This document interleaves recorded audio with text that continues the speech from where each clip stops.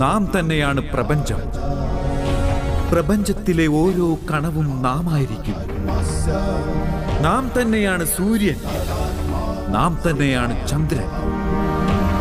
നക്ഷത്രങ്ങളും നാം തന്നെ, സമസ്ത ഗ്രഹങ്ങളും നാം തന്നെ.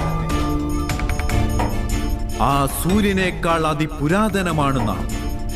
ഏതെങ്കിലും വൃക്ഷത്തിലെ പൂമുട്ടിനേക്കാൾ നവീനമായത്.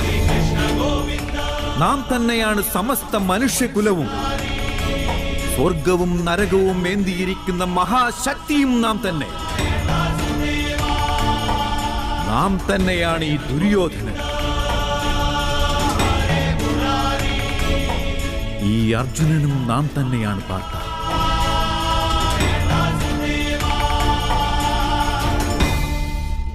അതെങ്ങനെയാണ് മാധവ സംഭവ്യമാവുക?